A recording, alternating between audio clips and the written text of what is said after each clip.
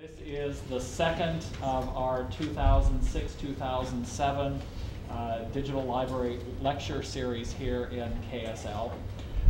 Before I go any further, I want to acknowledge the funding sources that we have for this lecture series. It is generously funded by the Mario M. Marino Fund for the Innovation and Application of Advanced Information Technologies and the David R. Bender Endowment Fund for Library Staff Development. And we are very grateful for that funding from those generous donors. As I said, this is the second of our series this season. Our first lecture was on November 2nd last fall when Siva Vaidyanathan talked about Google and the things that are going on in that arena. This afternoon we're very pleased to have with us Professor Kenneth Price, who is the University Professor and Hilligus Chair of American Literature at the University of Nebraska-Lincoln. He is the co-director of the Center for Digital Research in the Humanities, as well as the co-director of the Walt Whitman Archive at University of Nebraska. He holds a PhD from the University of Chicago, and he teaches courses in American literature and culture. I had the opportunity to have dinner with Ken last night, and we had a really wonderful visit. I'm looking forward to his lecture today. I believe that he will be taking questions and answers at the end of the session, so feel free to ask what you'd like regarding his lecture at that point. So thanks again for coming, and we are already starting the planning for our series for next year, so keep an eye out for what we'll be doing next season. So please welcome Ken Price.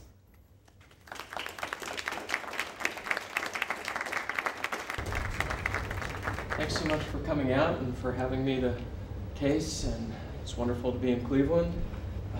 Haven't seen as much of it as I would have liked. The snow kind of botched my plans a little bit for yesterday afternoon, but I got a lot of work done instead, which was nice too.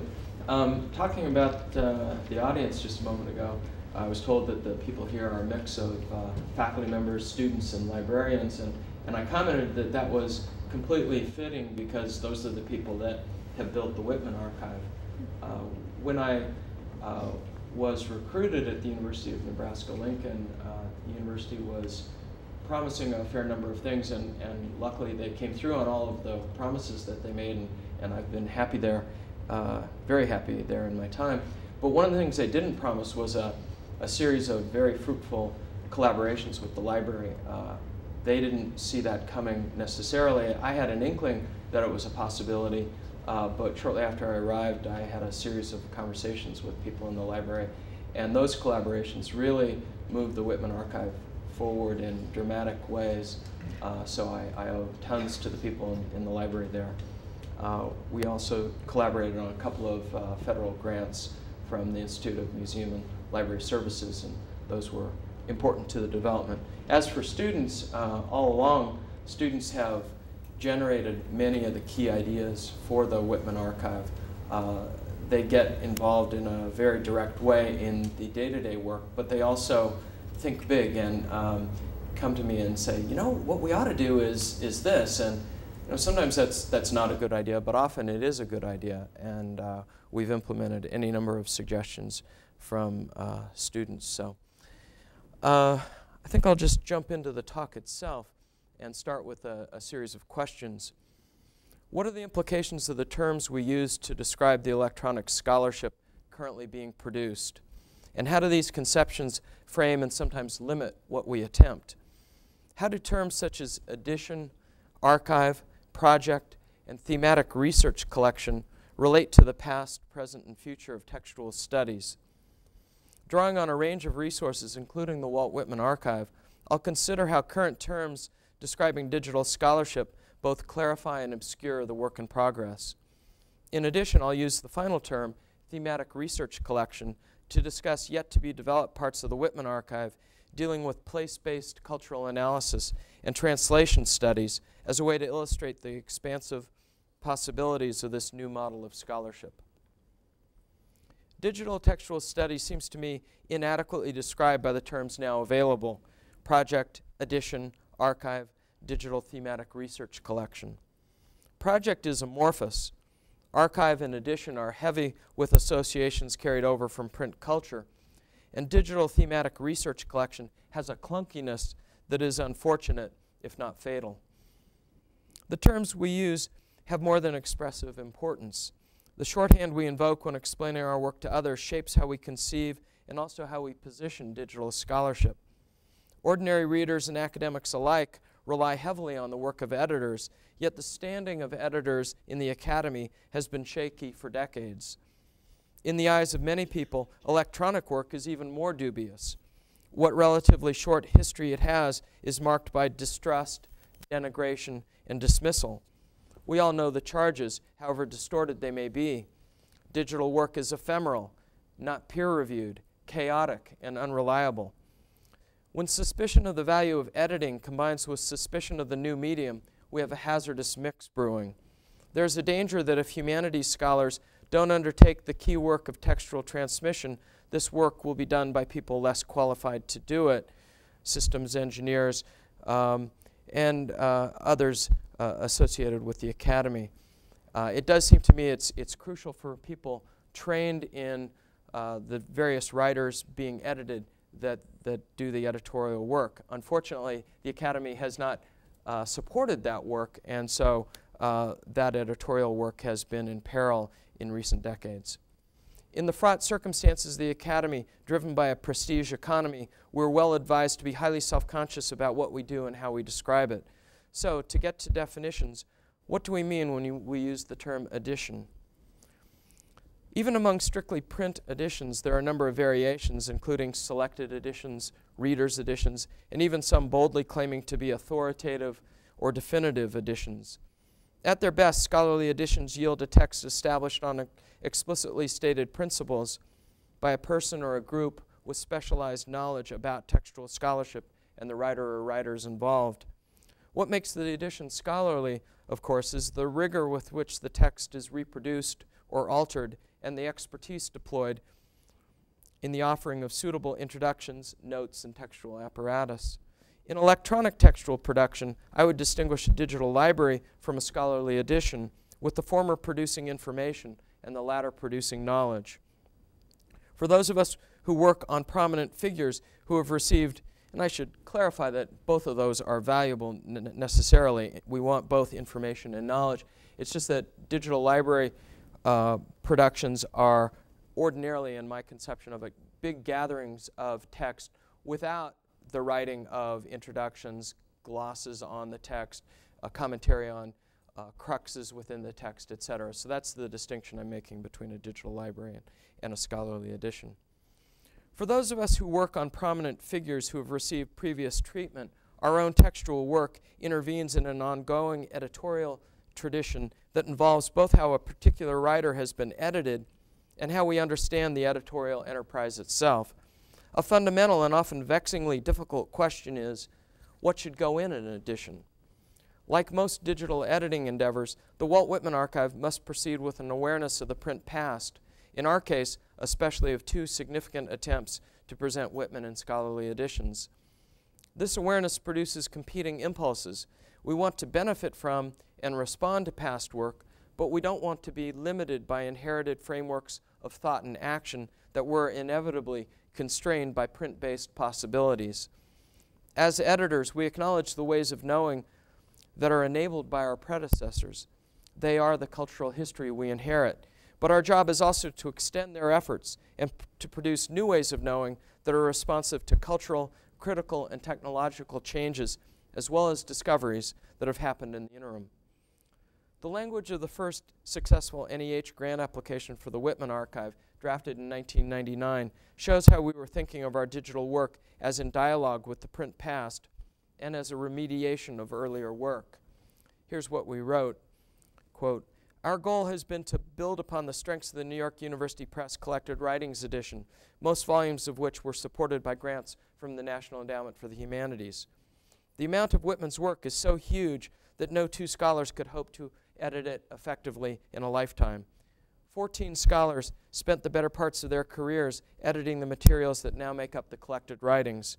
But we do believe that developments in electronic scholarship have made it possible to enhance and supplement the collected writings by editing the materials that have not yet been included and adding the materials that have come to light since the collected writings volumes were issued, and by digitizing and encoding the collected writings so that these disparate volumes, which often arrange material in confusing and contradictory ways, can function seamlessly, and so that Whitman's materials can be presented effectively in any number of new configurations, by genre, by date, by keyword, by subject. The electronic environment can also allow us to make available not just printed transcriptions of Whitman's manuscripts, letters, and books, but to deliver facsimile images of the original documents. End of quote. It would be fair to acknowledge that Ed Folsom and I, my co-editor, have had evolving views of the relationship between the Whitman Archive and its most recent print predecessor, the collected writings of Walt Whitman. Our gradually shifting views have been shaped in part by our discussions with publishers. At various times, we considered entering into agreements with Primary Source Media, since bought out by Gale, and the University of Virginia Press, and in fact reached late stages of contract negotiations with each of them. Initially, we reasoned that if a publisher could secure the permissions for us to use the copyrighted material in the 22 volumes of the collected writings, a significant amount of work, some of it meticulously done, could be preserved and extended. Of course, this line of thinking raised a key issue. If a new publisher had to pay for the permissions, the site, or some significant part of it, would need to be commercial to recover these and other costs, and perhaps make a profit as well. It would be nice if I could say that we were purists all along, always dedicated to building a completely free site, and in fact the Whitman Archive has been free, completely free, since its inception. But in fact, there were extended periods when we were convinced that such an approach wouldn't be possible for a poet like Whitman, who just left so much debris everywhere. We thought that editing such chaos would demand the combined resources and know-how of the scholarly, library, and archival and publishing communities. Gay Wilson Allen, a general editor of the collected writings, commented about editing Whitman, "Sometimes his exhausted editors almost wished that he had had 2 or 3 good house fires. And considering the houses he lived in, it is almost astonishing that he did not."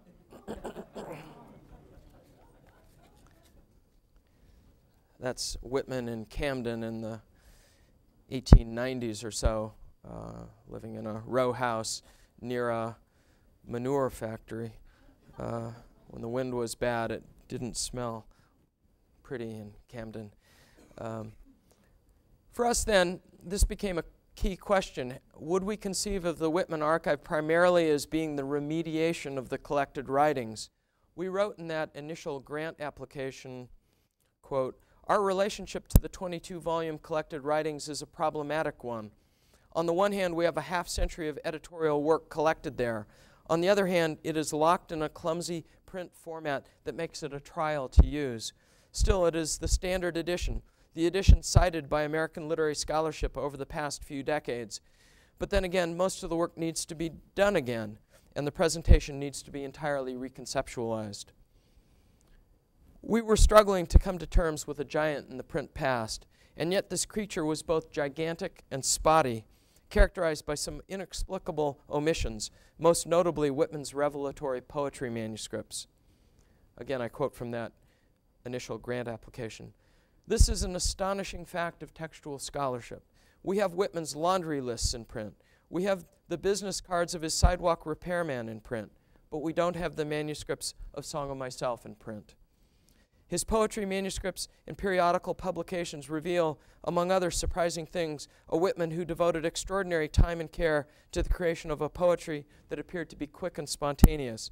His manuscripts expose an artist whose casual, loafing persona was in fact the result of intensive and obsessive artistic labor." End quote. As it has turned out, and despite what we said in that application, generally we've responded to the New York University Press edition not by digitizing and encoding it, but by prioritizing work on material that wasn't included there. Photographs, bibliography, full texts of various editions of Leaves of Grass, which is kind of surprising that it wouldn't be in the, what was meant to be an authoritative print edition, but as you'll hear me say more later, they just printed one of the 6 different versions of Leaves of Grass. We also have included finding guides to manuscripts, transcriptions of manuscripts, book reviews, criticism, both articles and full-length texts now, etc. If we were working without a past, or in some perfect vacuum without other context, this order of development for an online Whitman would have been peculiar. Certainly some of his prose, Democratic Vistas or Specimen Days, for example, or his correspondence might rank ahead of some of these items I've mentioned in most people's sequencing list. But of course we do work within a historical context, and what has seemed most pressing, and frankly sometimes most fundable, have been those things altogether neglected or poorly treated by the collected writings.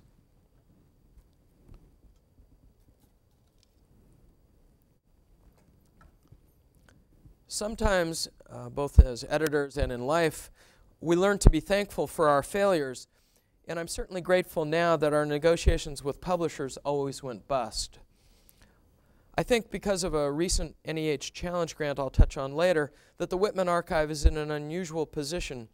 We now have a team of people and the resources in place so that with reasonable luck, we ought to be able to achieve a significantly more expansive Whitman Archive than the already quite extensive site, and to make it freely available and keep it freely available into the indefinite future.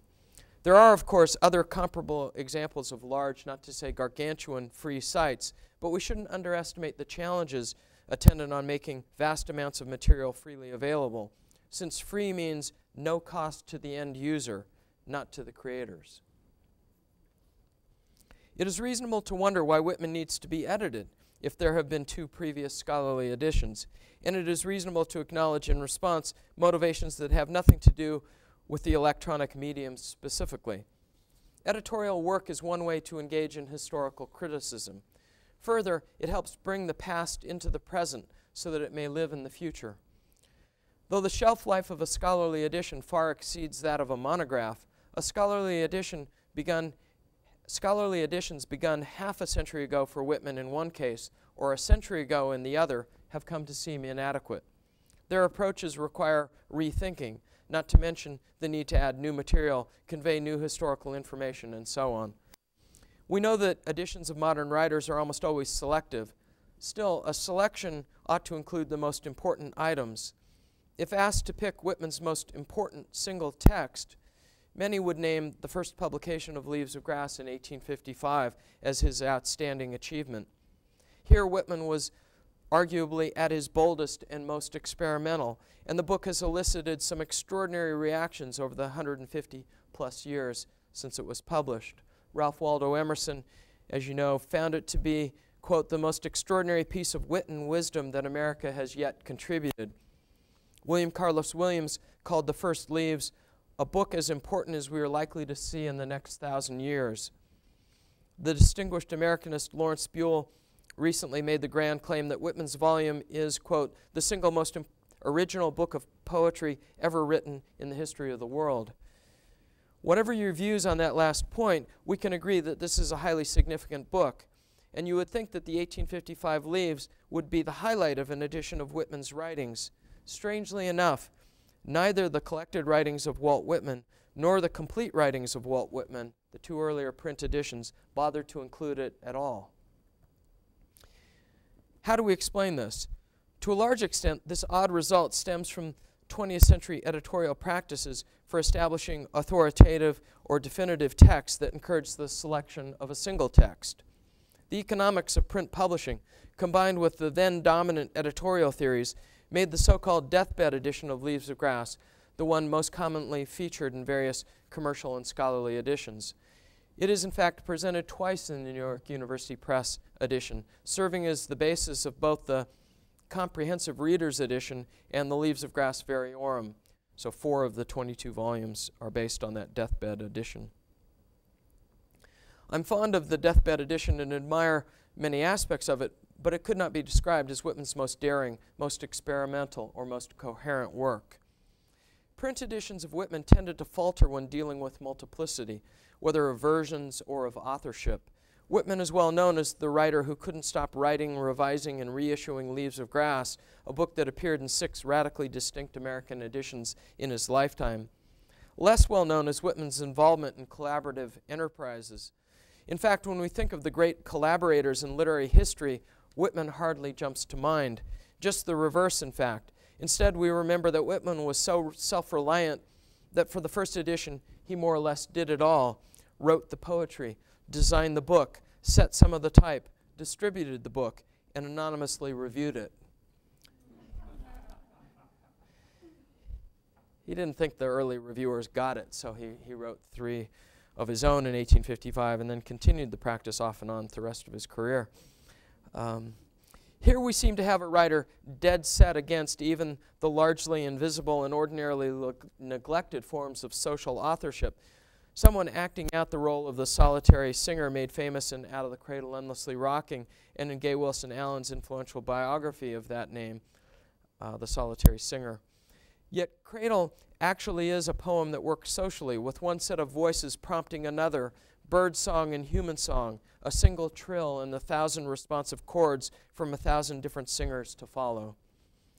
At a more literal level and at an editorial level, the issue of the solitary author versus the collaborative creator is an example of an area where I think the medium of print actually served to reinforce what now seems a regrettably restricted view, to avoid thinking about writers working in social contexts. It's easier, frankly, to print one side of an author's correspondence. It's easier to exclude contributions made by book designers, typesetters, and so on.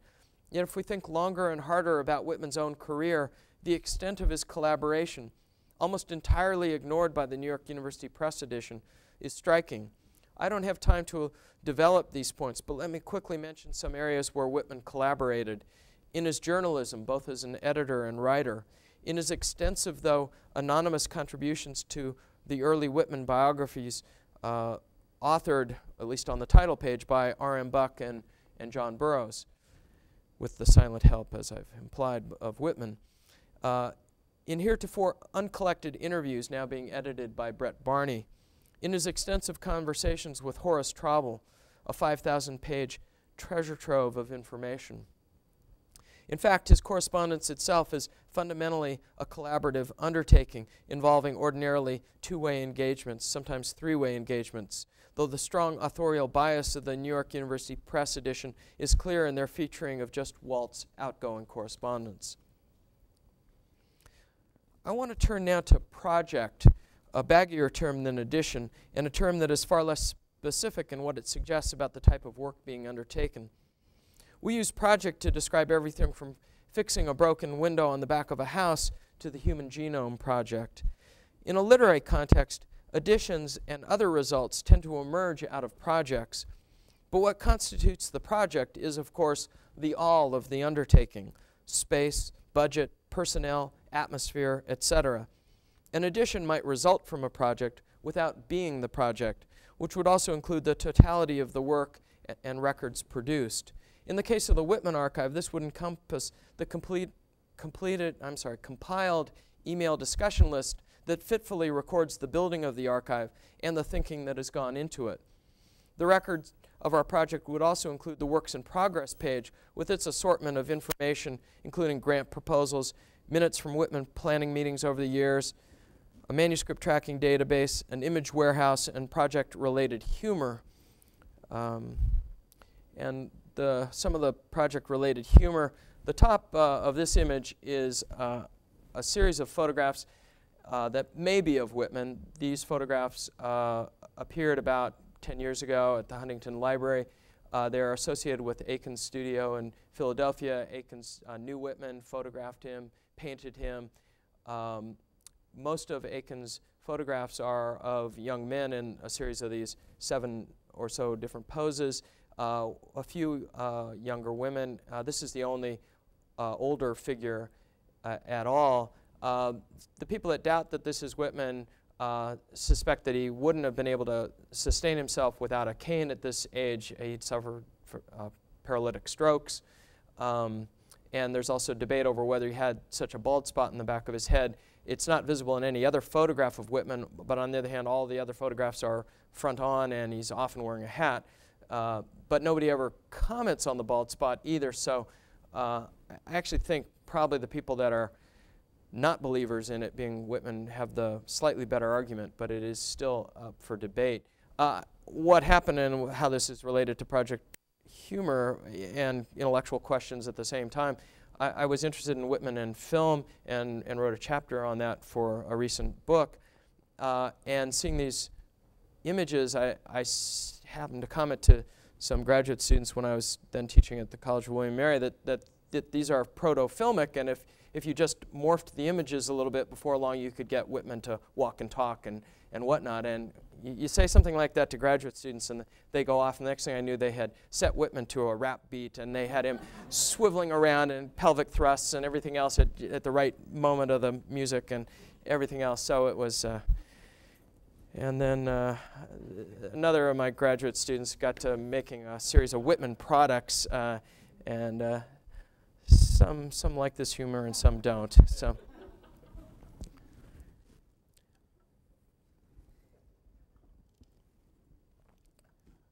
A brief personal story may be worth inserting here. As some of you know, the Whitman Archive recently received a We the People challenge grant from the NEH to build a permanent endowment to support ongoing work.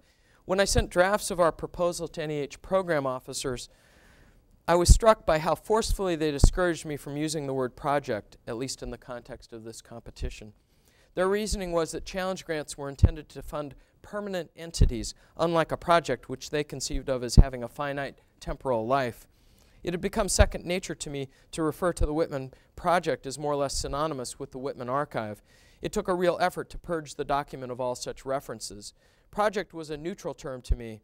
It was so natural as to be almost invisible in the drafts, certainly not a cause for red flag raising. If it hadn't been for automated searches, I never would have found all the uses of project in that draft proposal. This story may seem trivial, but I think there is a larger point to be made here. What happens when a project becomes not just rhetorically, but practically open-ended? When it has the good fortune / obligation to be an ongoing concern? With a combination of luck and crucial support from colleagues, we can now plan on an ongoing annual budget comparable to what one might expect annually from a major 2 to 3 year grant from the NEH or IMLS. And remarkably, in this case, there's no end date to that support. For the 2007 Digital Humanities Conference, upcoming in July in Urbana-Champaign, Matt Kirschenbaum has proposed a panel called Done: Finished Projects in the Digital Humanities. He asks, how do we decide when we're done? What does it mean to finish something? How does the open-ended nature of the medium, a phrase we all pay lip service to, jibe with the realities of funding, deadlines, and deliverables? What can we learn from finished projects, both successful and unsuccessful? For that matter, how do we define success and failure? Are we the ones who ought to be defining it? If not, who? And so forth. That should be an interesting panel, and those are good questions. On the Whitman Archive, we find ourselves preoccupied with questions that go in the other direction. What happens when you consider work plans that realistically could continue over generations? How do you effectively plan for that type of future? A theoretical possibility of digital scholarship, the open extensibility, has become a lived reality in our case. We're only now absorbing the meaning of this grant, but one implication is that it provides us with the license, perhaps even the charge, to be as bold and ambitious as our talents and energies allow. Having discussed edition and project separately, I'd like now to consider the final two terms together, archive and digital thematic research collection. Traditionally, an archive has referred to a repository holding material artifacts rather than digital surrogates. An archive in this traditional sense may well be described in finding aids, but its materials are rarely, if ever, meticulously edited and annotated as a whole. In an electronic environment, archive has gradually come to mean a purposeful collection of digital surrogates. Words take on new meanings over time, of course, and archive in a digital context has come to suggest something that blends features of editing and archiving. To meld features of both, to have the care of treatment and annotation of an edition and the inclusiveness of an archive is one of the tendencies of recent work in electronic editing. Digital archives are often notable for their depth and breadth of coverage of whatever the stated thematic interest is. Such scope hasn't always been common in editing. Indeed, it is possible to see a tension in the very term collected edition because collecting and winnowing are two very different activities. Thomas Wentworth Higginson, in a review of the complete writings of Walt Whitman in 1902, might have been commenting on the Whitman Archive when he wrote, quote, "The present editors do not shrink from inserting not only the details of every change, but even the unprinted variations which have hitherto existed in manuscript only." Of course, the more inclusive an edition becomes, the more it may be dominated by the surviving discarded writings, especially for writers who kept many documents. Some doubt whether writers would want their second-rate material known. This came up recently in the controversy over the publication of the uncollected poems of Elizabeth Bishop, if you've been following reviews on that.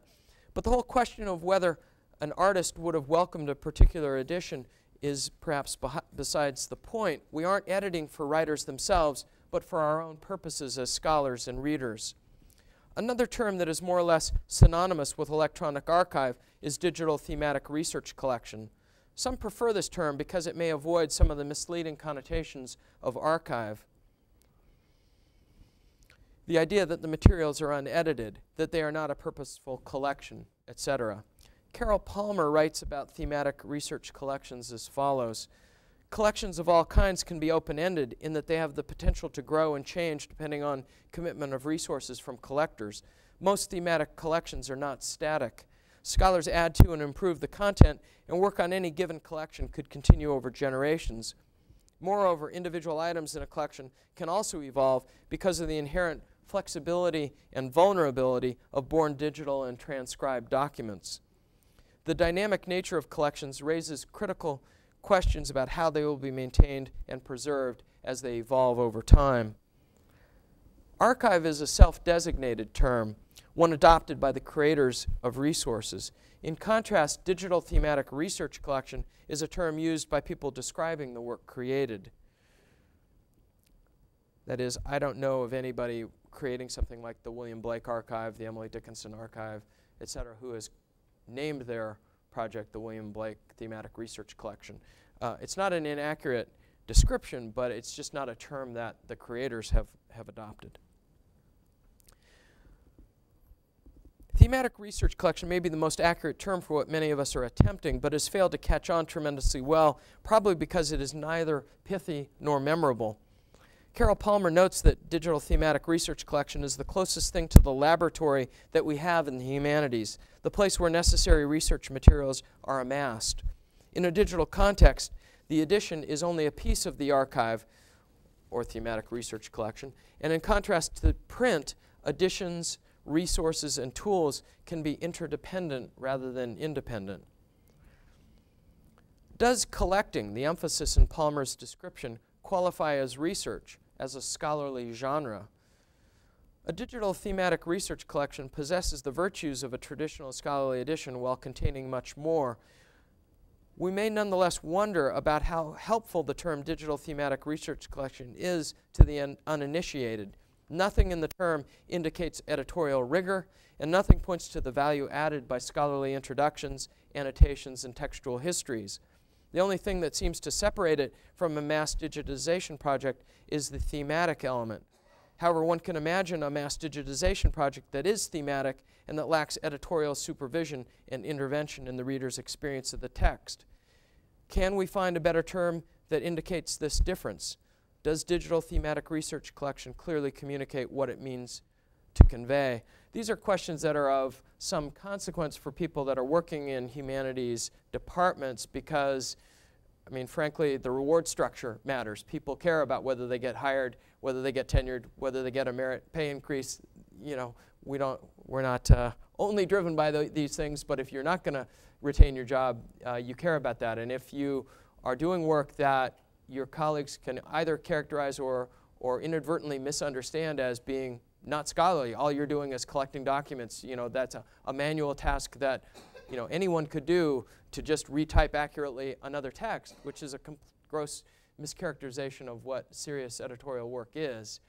But if we aren't careful about how we articulate what we're doing to our colleagues, then editorial work is in danger.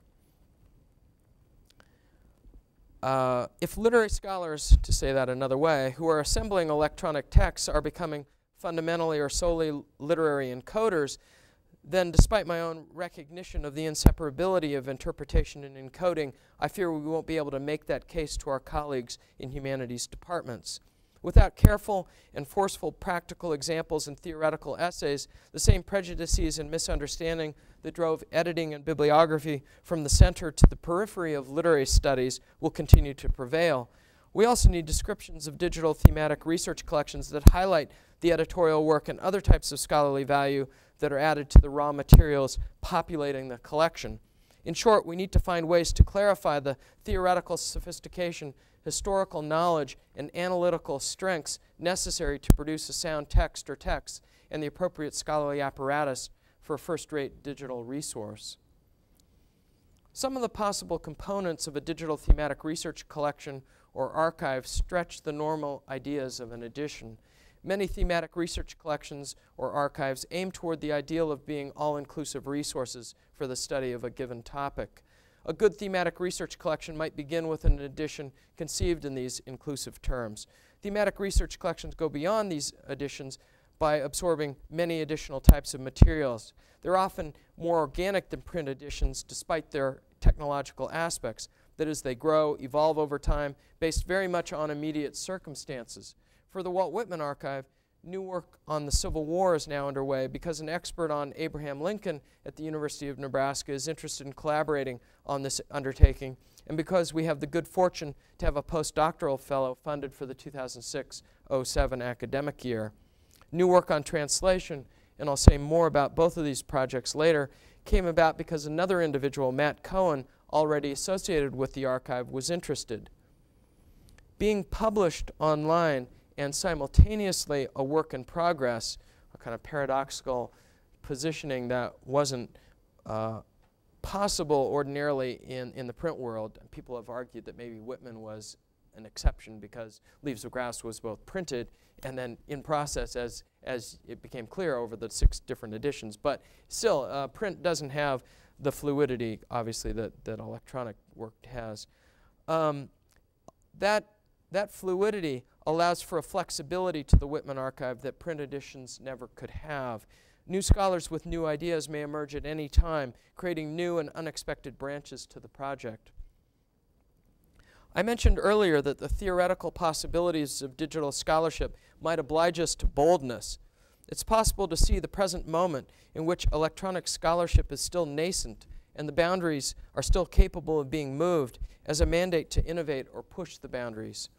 Ideally, a thematic research collection would also advance analytical studies of cultural contexts. In the case of Whitman, we might want to study him as a city poet.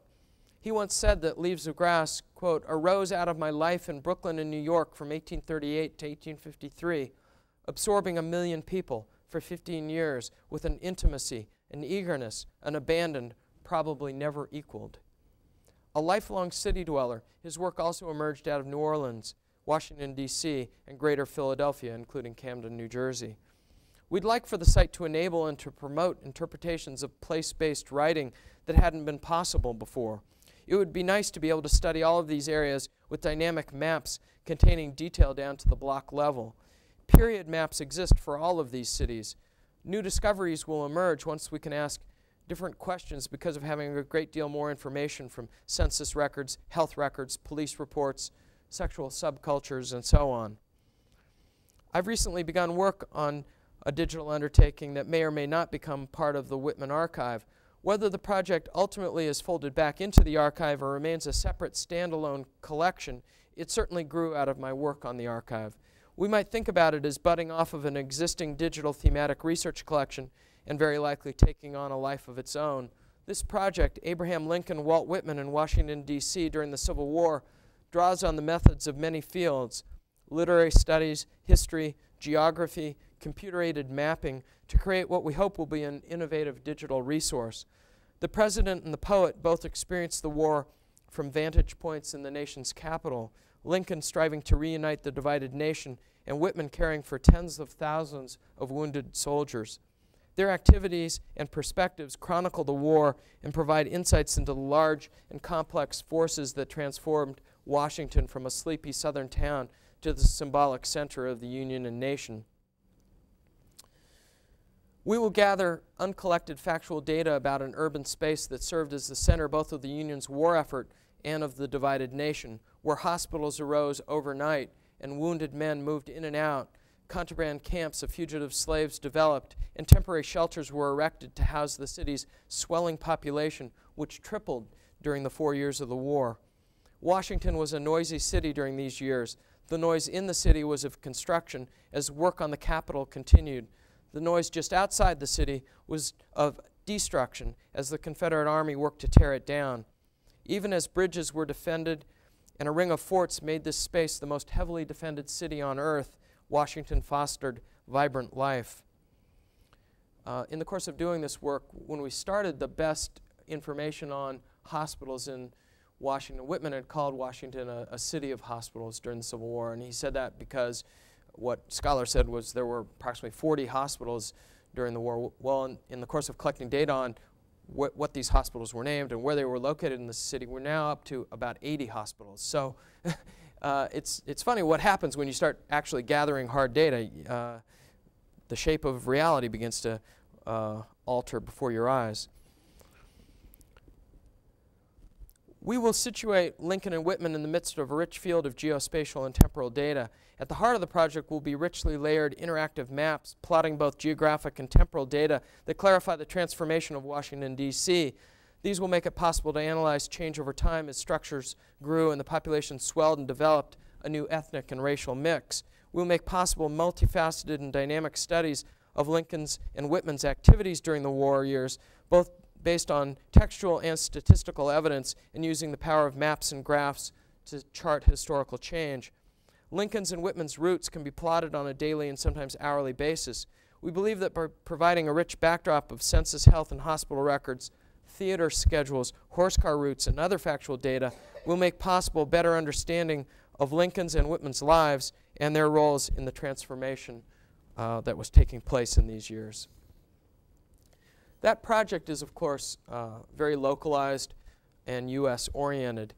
In contrast, another extension of the Whitman Archive now being undertaken is to consider what digital work can do to expand translinguistic, cross-cultural understandings. Whitman would certainly seem to be a perfect case. Leaves of Grass has been translated in every major language. One of the archive's objectives is to present editions of Whitman's work key to literary, cultural, and historical study of the poet and his work's effects. Thus, Matt Cohen has taken the lead in tackling a digital edition of the first extensive translation of Leaves of Grass into Spanish. Alvaro Armando Vasur's 1912 selection from Leaves of Grass is the work of a Uruguayan poet who translated Whitman not directly from English, but via an earlier Italian translation. And you'd be surprised how often that happens, that Whitman gets translated into a language not directly from English, but via French or Italian is the most common route that we've unearthed so far. Vasur's fascinating text tells us a lot about the circulation of culture. Making a version of Leaves available to the Hispanophone world seems fitting given current trends in U.S. demographics and in light of the many calls to internationalize American studies. In addition to the translation itself, we are offering a critical introduction. This actually went live on the site about 2 weeks ago, as well as a back translation into English to give non-Spanish speakers an opportunity to see how the text was altered in the process of translation. For example, consider the following lines as given by Vasur and captured in a literal back translation. The mother of old, condemned for a witch, burnt with dry wood, her children gazing on. The hounded slave that flags in the race leans by the fence, blowing, covered with sweat. And Whitman's original was, the mother of old let's see, condemned as a witch and burned over dry firewood before her children's eyes, the slave persecuted like an imprisoned woman who falls mid-flight, all a-tremble and sweating blood. Vasseurs' direct comparison of the slave to a woman presumably is based on their common lack of power, but also creates some cross-gendered possibilities that turn the passage in new ways. Whitman had distinct units, separate lines for the witch and the hounded slave. An association could be made between them because of their juxtaposition, but that association isn't insisted on in the English original. Vasseur turns the suggestion of a link into an unmistakable link. Suddenly, now racial slavery has become associated with all the irrationality of the Inquisition and serves to remind the reader of the widespread support of slavery by the church in the U.S., something that, of course, incensed people like Frederick Douglass, as you know. While this reading is only barely available in Whitman's original, in Vasseur's translation it's there on the surface. This is but one example of the ways in which Vasseur's text points to the idea that translation is another form of interpretation, another form of literary criticism. Translating a text is interpreting it in another language. To ignore such interpretations is to ignore an enormous part of Whitman's reception in the world. We have, either in progress or in the planning stages, work on Whitman in another language in German, Russian, Ukrainian, Portuguese, and Chinese. This will begin to better place him in a world context rather than situating him solely in Anglophone culture. This work will provide valuable text to further Whitman's studies, and through associated commentary will reflect the social, historical, linguistic milieus of the nations in which the translations were done, thereby once again stretching the bounds of what a thematic research collection, originally envisioned within much narrower parameters, can do. These possibilities, the ever-emerging questions and new directions, go far beyond the ordinary edition in the pre-digital age. Be it a project, an archive, a thematic research collection, or a yet-to-be-coined term, the Whitman Archive continues to surprise me, and I'm eager to see what paths open up next. Thank you.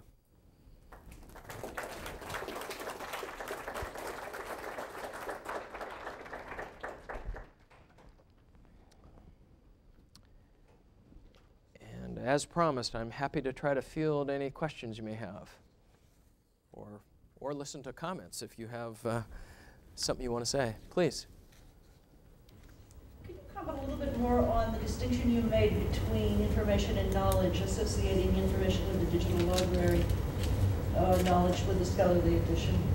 Yeah. Both are absolutely critical to research in the humanities, and one, as a person with one foot in an English department and one foot in electronic tech center at Nebraska, I'm sympathetic to both and see the need for both, value and love both. I mean, the kinds of things that digital libraries, well, let me start over and say, I'm struck by the way digital work enables us to look at things in far greater detail than we ever did before. It seems to drive us to that level of detail. And then it also enables us to ask the huge questions that nobody would have had life enough to ask. You know, gather a database of all American fiction, every title, and then start doing searches on it and finding patterns that you wouldn't have been able to live long enough to read the text to detect those patterns. So in a way, the turn that I gave was sort of written more for my colleagues in the humanities fields than for people in the libraries, because it seems to me that people in library fields recognize obviously the importance of digital libraries, the crucial significance now and in the future of that type of work, whereas in humanities departments, English departments, history departments, editing has really fallen on hard times in the past decades, and there have been many departments that have discontinued courses in bibliography. There are rare departments that offer courses in textual editing or textual scholarship. It may be having a comeback because of the digital revolution. But so I was trying in that turn to bolster the type of work that is done by the Blake Archive, the Dickinson Archive, the Rossetti Archive, people like that, and argue for the kind of increase in knowledge that that editorial work provides. Unhappily, that kind of work has frequently in the academy been travestied, denigrated, regarded as so-called pre-critical work. What's valued in those departments is critical work. This is the work, you know, they would have it, that anybody could do. This is mechanical reproduction work rather than knowledge production. And I'm arguing that, in fact, this is very, yes? I think you're probably going to give me the same answer you just gave to Martha. But I was curious in sort of using terminology as a way terminologies for the work as a way of defining some of the issues. It seems to me very useful. The term you didn't use directly is the one that would have been around 20 years ago. You actually used it a moment ago, database. I'm curious about your sense about where that is, or would that be automatically discredited by any bibliographic prejudices? Well, it would. Actually, it's interesting that you mention that, because I'm need to revise and expand this paper for publication in a new journal called Digital Humanities Quarterly, and they want it by June, so I'll be working on it in the next couple months. And I do have plans to consider two terms to add to it, and one of them is database, and the other one is knowledge site, a new term that Peter Schillingsberg has proposed in a recent book that Cambridge published with a title that has something like From Gutenberg to Google or something like that, and it's got a subtitle. So both those terms are worth exploring. Databases is key to what we're doing in digital humanities, and so probably does need consideration. It's certainly key to our work on the Whitman Archive. And there's interesting work that can be done.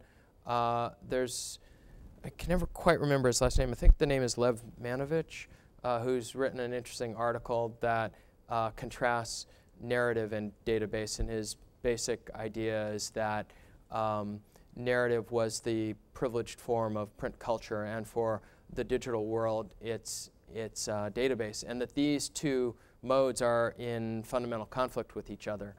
And I need to think about that and sort that out a little bit in connection with the Whitman Archive, because I hadn't really thought about those two terms being as so fundamentally opposed as he is making them out to be. And actually think of the Whitman Archive as something that blends the two, because, I mean, there are certainly narrative parts to what we're doing. There's a full-length biography or 100-page biography included. There are book-length studies included in it. So there are things in it that are definitely narrative in their nature, along with a lot of stuff that couldn't exist without database structure. Good comment and question. I think you were first. I'm actually just curious why the cumbersome words digital thematic research collection, as opposed to another word which is also loaded, but encyclopedia, or something that's encyclopedic, in the sense that, I mean, you're looking at dynamic information that includes maps of cities, census data, a city of hospitals, right. Kind of a collection of themes on time and place. It seems like that's kind of encyclopedic in a way. Right. I was reacting to a term that was in play in the writing about digital literature, and so it has come into play. People are starting to use it and throw it around. And Carol Palmer wrote this chapter in a book that's a companion to the Digital Humanities that Blackwell published a couple of years ago. I haven't seen anybody use encyclopedia in this context. I agree with you. It may have more usefulness, although it would inevitably carry associations from the print world. But people are starting to put encyclopedias online, and it'll be interesting to see how that genre begins to morph and change. From a reference background, the encyclopedias can be very specific in their focus. They don't have to be the broad kind of Britannica type things. Right. I have a colleague at Nebraska, Will Thomas, who's doing work on geographical analysis and studying railroads and their development and their effect on settlement patterns and everything else. And he's wondering about terms like dynamic atlas and things like that. So again, it looks back to print culture, but sort of changes the word by preceding it with another word and suggesting a little more. Yeah. Please. I wonder if you have a sense of who is using the archive, and is it accessible through search engines like Google, so that somebody just putting in slave would come up with that pounded slave that flags the race? Yeah, I mean, I don't search for it very often on Google, but every time I have, it's come up as the first hit on Google and in other search engines. The Whitman Archive as a whole, I mean, if you're looking for, say, Walt Whitman. That raises an interesting other question that, well, at least interesting to me, and I'll tell you a brief story and hope it may be of interest to you. We had an earlier version of the Whitman Archive that was live for about 5 years, from 1995 to 2000, and it was a less well-created site. It was HTML-based and things like that, and we've gone well beyond that. And at that stage of the development, I was doing some teaching when I was at College of William & Mary and urging students to develop electronic sites as part of class projects, and they did, and some of those were successful and some weren't. And some of those we added to the site in a section that was labeled as a teaching part and whatnot, and student projects done by undergraduates and whatnot. What we found, though, was that like one student did a site on phrenology, and then a person working for the Whitman Archive did a search on perhaps phrenology itself, or one of the terms like adhesiveness or amativeness, and the first hit was the Whitman Archive student work. And the student work, it didn't come at it from pages explaining what this was as student work and undergraduate work. And this work had, historical errors, typographical mistakes, etc. And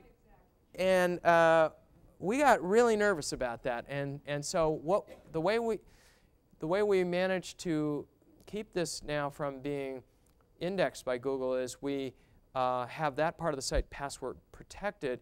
We post the password, the user ID, and inadvertently lead people astray. Yes? I know in the field of just regular textual study, when an author creates a text that he intended for other people to read, it's already almost impossible to come up with like a cohesive meaning or interpretation for the text. So I'm wondering how this mining of unintentional work and publishing of things that authors did not intend for other people to read, I'm wondering how that jives with any critical theory, interpretive strategy at all. Well, why would you, I mean, I guess I would not be, it seems to me that, it's hard for me to think of a manuscript draft as being unintentional. I mean, he intended to draft the thing that got on the page. So there's a way in which this kind of work maybe returns us to that question of database and the sort of ultimate democracy, in a sense, of what we do. That is to say, every document in the Whitman universe becomes equal. And each one has a unique ID. And if it didn't have a unique ID, we wouldn't be able to find it and coordinate it. And then, certain ones are associated because we believe they are all linked to, say, in one case, Song of Myself or The Sleepers or some other prominent poem. And so you may have 6 different printed versions, notebook versions, manuscript drafts, etc. We may say, oh, well, we much more highly value the 1855 version of Song of Myself than a notebook that was kind of incoherent, or we may value it a lot more than the 1867 version of Leaves of Grass, which many people feel was his most chaotic printing of it. Or somebody else may say, no, I'm a believer in final intention, and I value the thing that the author said in his full maturity of his years, having had the longest time to consider it. This is what I want to be remembered by. I guess personally, I mean, I'm happy to have people view it any way they want and use the archive any way they want and come at it with any predispositions or beliefs that they care to bring to it.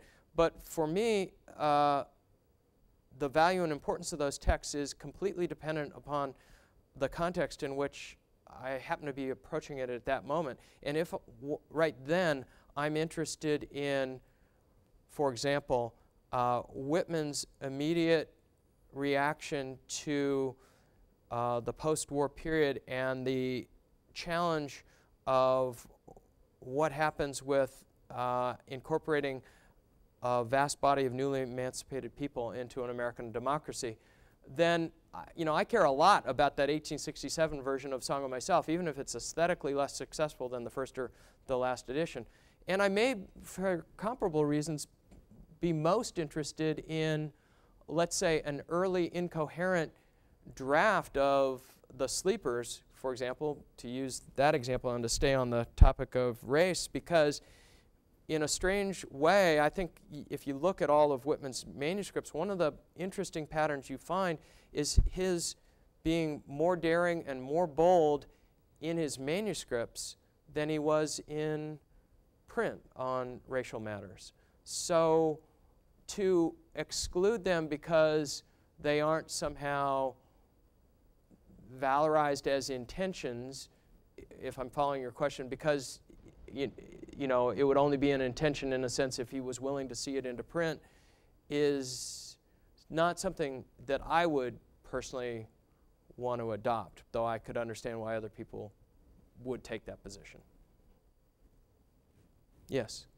I'm wondering about audience in a slightly different... Well, I didn't ever answer that question about audience, which you remind me of. Should I do that and then come back to you? Just let me briefly speak to that. The question was who is using the Whitman Archive, and we do track statistics, and it's used worldwide, and it's, I mean, on some of our better days, we've had as many as 30,000 hits.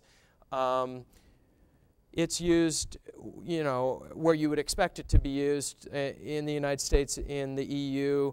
It's used in Australia, Japan, China, a few hits in Africa, a fair number in Latin America. You know, you get some school use, a lot of school use actually, and you get spikes around finals time and things like that, and you know, whatnot. So it is being used, obviously, a fair amount in the classroom, but we get, you know, we get fan letters from people that are clearly not academics, that are just, you know, they're the random user out there. So it's great to see that. I mean, we wish we had more information about who uses digital archives. Actually, I have an email in my inbox that I haven't responded to that came in 2 days ago from a woman at Rice University who's in the digital library group there, and she's going to be doing a study on users of digital library, and she wants to trace usages of this kind of work, see who's citing it in the scholarship and who isn't, you know, what we know about it, and she wants to phone and talk, and I'll get back to her. I just haven't had a chance. You know, one of the things on the question of who uses it that makes it hard to track is that, and I think we're getting over this in the Academy, but the Academy still does have some of these prejudices that I alluded to from time to time in the talk against electronic scholarship, not trusting all of it because some of it's untrustworthy. And so you will have scholars locate their materials by using the Whitman Archive and then go and use a print source to cite. Well, they got the information from us. Why are they doing that? Ed Folsom and I brought out or in the process of bringing out a book that University of Nebraska Press is editing. It's a conference proceedings from, or essays emerging out of a conference, not so much proceedings, celebrating the 150th anniversary of the first publication of Leaves of Grass.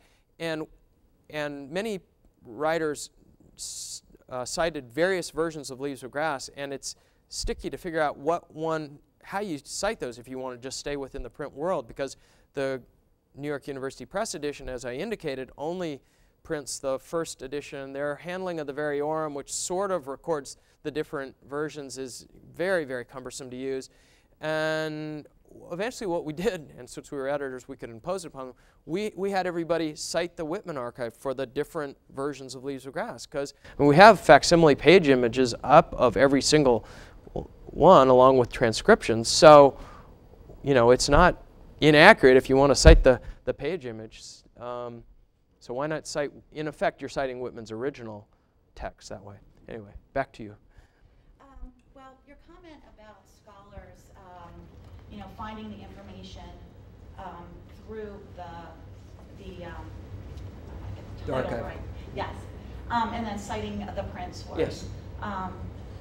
That makes it difficult for me to sort of divorce your archive activities from traditional scholarly archival activities because of the function of, if you consider the function of each being to sort of validate or invalidate other critics' previous arguments in a tenure system, it seems to me that it might be, I'm being sort of cheeky, but it might be better to kind of... Could you rephrase the question? Because I thought you were going one direction with it, and you clearly went a completely different direction, so I missed it. I'm just thinking that isn't the function of, I'm having a hard time conceiving, isn't the function of an archive still just, you know, if the audience is primarily academic, to kind of support, you know, critical validation and validation in a, rather than democratic, but a very competitive kind of... Yeah, I guess the thing, well, I guess one of the things that makes the term archive different from the past is that I would say that most archives of the past didn't regard themselves as works of scholarship. They were collections of materials, and people would make arguments out of them. I mean, I think in a way the Whitman Archive as a whole is one vast scholarly argument. Now, it's so vast and it has so many raw materials that people can mine it to make innumerable other arguments out of it. But in effect, we are making our own argument. I mean, it's not, you know, it's not, it doesn't have an ideology that like has things written all over its face. It's not trying to promote Whitman as the gay poet. It's not trying to promote Whitman as the Marxist poet, Whitman as the spiritual leader. Any of those things would be possible. It's, you know, if it has a marking on it, the marking is kind of academic. But it's meant to be inviting and open, and it's not meant to be so academic as to be jargon-laden. So it tries to be open to junior high students on up. Anyway, I've lost my thread on where I was going with that. But yeah, that helps to answer my question, you know, and I was just thinking, why not then embrace the more marginal information kind of label? The marginal info. Oh.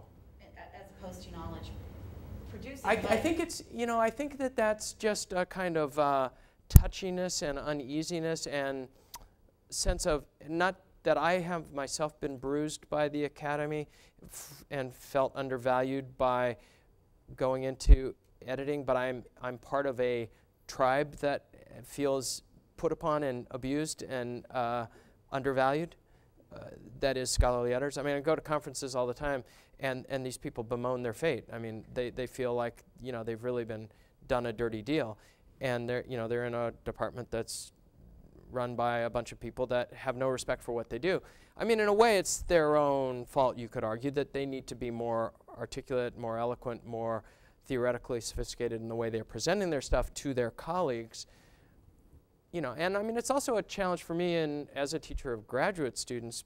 You know, how do I position the students that emerge out of work on the Whitman Archive to go into the profession, knowing that the profession is going to have mixed feelings about doing this kind of work? And I ordinarily tell them, you know, try to somehow find time enough in your life to keep a foot in both camps, and, you know, do editorial work if you love it, but make sure you're still writing scholarly articles and writing a monograph, because there will be people in the academy that won't respect you if you are only a scholarly editor. You know, and I say that only advisedly, you know.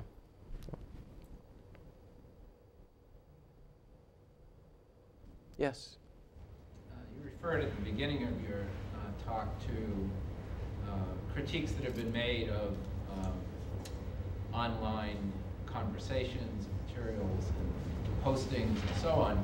And yet, in many ways, we could say that the biggest difference between the print world and the online world is the interactivity that's possible in the online world. So you've mentioned a couple ways that people have responded to the archive. People send you emails, or they can cite the archive. But there isn't, as I understand it, any more direct way, let's say, for people to leave a residue of their thoughts based on their experience in using the archive. Should there be some complement to the archive where they could do that? We have an annual summer planning meeting that we call Whitman Camp, somewhat facetiously, and this came up last year or 2 years ago, and I mean, and it's been discussed off and on, you know, at other times. I'm sure we will get there. I mean, we recognize that this is an important part of the development.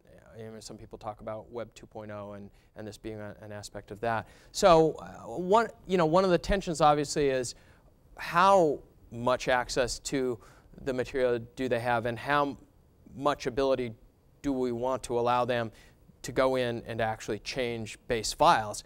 If they're changing base files, then what happens to quality control, and will people be coming back to the site if they can no longer, you know, trust it? And I mean, there are, face it, some malicious people out there in the world that start throwing viruses around and whatnot. So, you know, one doesn't want to be naive about that. But there are other ways that you could imagine controlled environments that would allow for more interactivity. And, you know, people have talked about a cordoned off sort of sandbox area where people can play and, you know, build exhibits based on Whitman Archive manuscripts and their interpretations and leave those, and other people react to it, or, you know, some kind of wiki or whatnot. All those things are possibilities. I've also discussed with people possibilities of, and it's not something I think the Whitman Archive is likely to do, but Julia Flanders, who's a friend of mine who runs the Brown Women's Writers Project, was exploring the possibility of kind of communal editing, particularly dealing with, theirs is a much vaster collection, more of a digital library collection, vaster collection of texts. And because it's a vaster collection of texts, they don't have the time to go in and provide, I mean, we don't have the time even to annotate all we want to annotate on Whitman, but we're dealing with one writer. What happens if you're dealing with hundreds or thousands of writers? You can't annotate all of them. Well, what happens if there's a class that chooses to specialize on this obscure, nobody's ever heard of her before, writer from 1712 from, you know, Northern England, but they have, you know, the wherewithal to write some footnotes and, you know, glosses on the material? That would be useful, and then somebody else could come in and add to that, refine it, etc. So it's a social challenge, probably more than it is a technological challenge. But I think it can be done, and smart people are thinking about this right now. Yes. Project. How far along is that? We've been working on it since about September. Nothing is live and public, and it's more we're populating databases right now with information, and this is something that I very much hope comes to fruition in really exciting ways. But it's a bit like working on the Whitman Archive. There have been many times when we started things and I had no idea if it would work, or, you know, but it seemed like, you had a hunch that it ought to be able to be done, and so you'll go invest some time and put people on it, and people talking together in productive ways, you know, often things do work out. So check back and I'll tell you, yeah. I noticed on the Whitman Archive, when I was looking at it the other day, that you have a very elaborate copyright statement and fair use policy, and that I find somewhat unusual in sites like this. It's not usually as explicitly laid out, and you talk about fair use and how it should be cited. And I wonder if you have had any, since there is so much original content on the site that's quite intermixed with content that might be considered public domain in one way or another. If you've had any legal difficulties with people stealing the stuff that's there. Whitman photos end up on eBay periodically, and I'm pretty sure a lot of those people are getting those from the Whitman Archive. And one person reproduced, it wasn't our stuff originally, but it was a Whitman notebook from the Library of Congress, and then sort of bound it and was selling it. Those are the examples that jump to mind. They haven't been flagrant or terrible cases, but I think the Blake people have had a few more problems because they have very sensitive negotiations with art galleries who have been, very reluctant to release the Blake materials and have only done it under certain conditions, and so they don't want to damage that sensitive relationship. On the whole, libraries have been enthusiastic about cooperating with us and have been generous. There have been one or two places that have been resistant to reproducing manuscript material, particularly high-quality images. And we would like to be a standards-based project and have consistency across images and things like that. So that can be problematic. But often, if you just keep asking and stay polite and keep explaining, you often get a breakthrough, but not always. And then you'll run into cases where, there's material at the New York Public Library that I would dearly love to have digitized, and it's so fragile that they won't do it. And I love that material too, and I don't want to damage the originals myself. But I'm torn because I know that people around the world would like to see this stuff, and if you could find a way to digitize it once very well, you wouldn't have to have the.